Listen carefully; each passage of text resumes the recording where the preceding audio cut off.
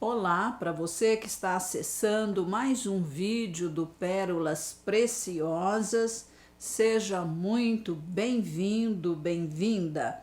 Fique conosco até o final deste vídeo para descobrir o rico ensino do texto que vamos ler e comentar. As perguntas sempre nos levam a respostas que alavancarão mudanças em nossas vidas. Só crescemos quando fazemos as perguntas mais relevantes e então pedimos aí também que você dê o seu like, faça o seu comentário, compartilhe este vídeo com outras pessoas e agradecemos pela sua fidelidade, pela sua presença aí conosco e que você possa nos ajudar então a propagar esta palavra tão importante para todos nós. O texto que vamos ler está escrito no Evangelho de Marcos, capítulo 6, versículos 14 a 29. Você pode aí me acompanhar nesta leitura que fala sobre a morte de João Batista. Isto chegou aos ouvidos do rei Herodes, porque o nome de Jesus havia se tornado conhecido. E alguns diziam: João Batista ressuscitou dentre os mortos, e por isso forças miraculosas operam nele, isto é, em Jesus. Outros diziam: é Elias, e ainda outros diziam: é profeta como um dos antigos profetas. Herodes, porém, ouvindo isto, disse: é João, a quem mandei decapitar, que ressuscitou. Porque o próprio Herodes havia mandado prender João e amarrá-lo na prisão, por causa de Herodias, mulher de seu irmão Filipe, com a qual Herodes havia casado. Pois João lhe dizia: você não tem o direito de viver com a mulher do seu irmão. Herodias odiava João Batista e queria matá-lo, mas não conseguia fazer isso, porque Herodes temia João, sabendo que era homem justo e santo, e o mantinha em segurança.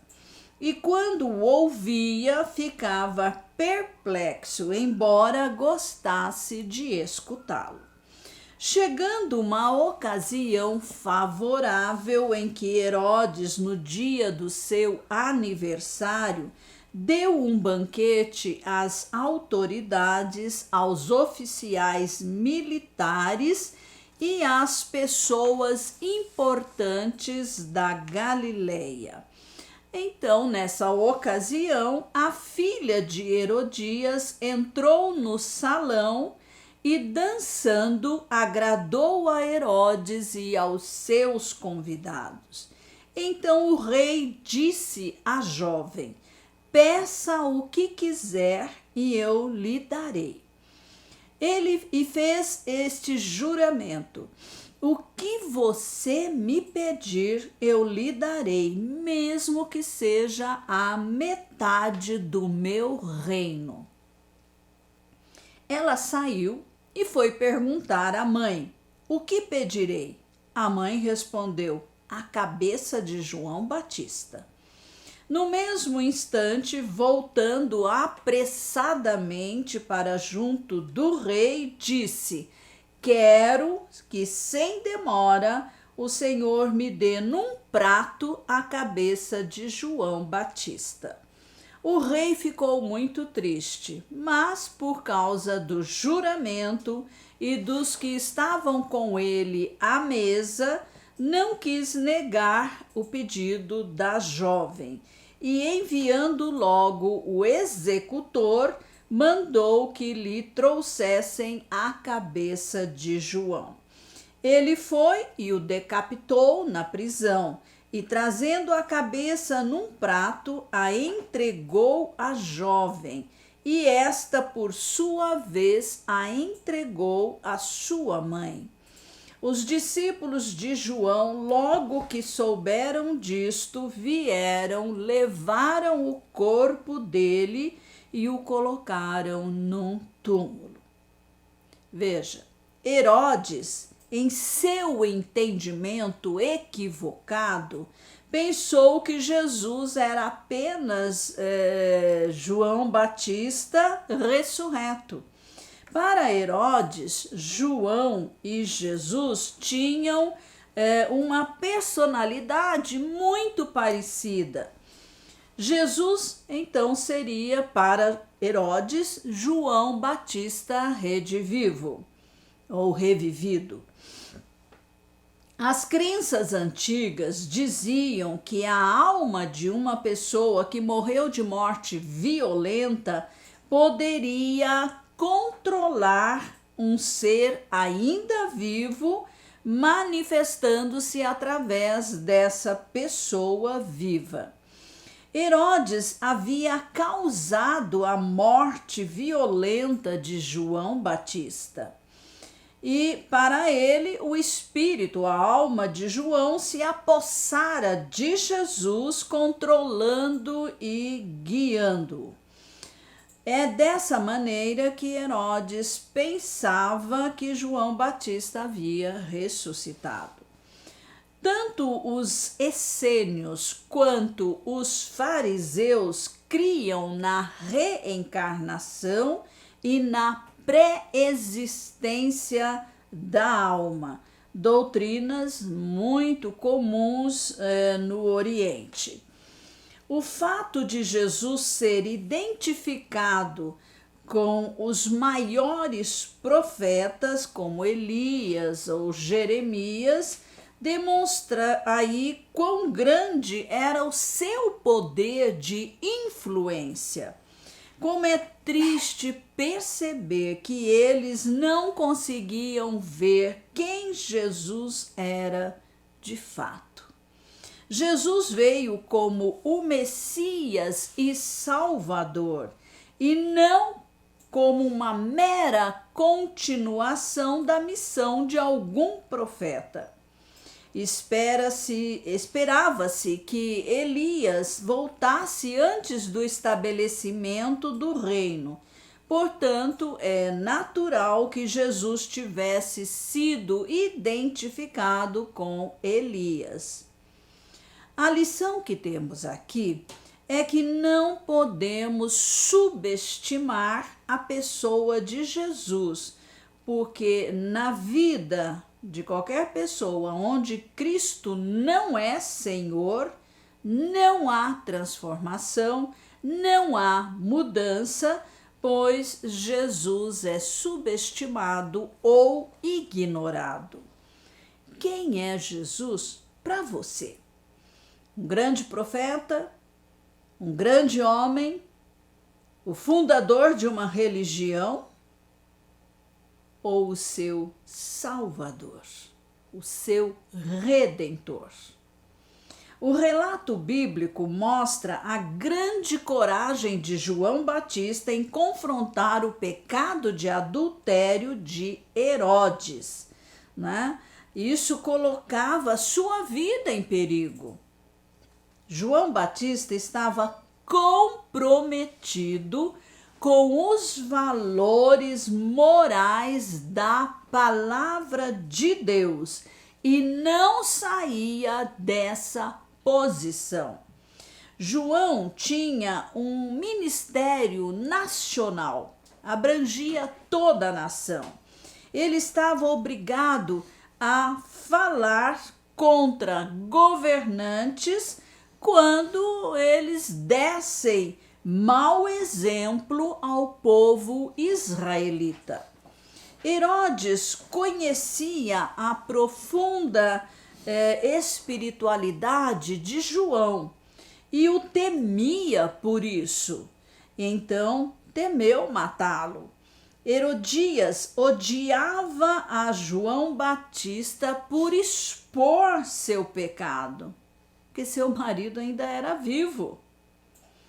Totalmente sem escrúpulos, expôs sua filha em público numa dança sensual, o que era feito somente por dançarinas e prostitutas.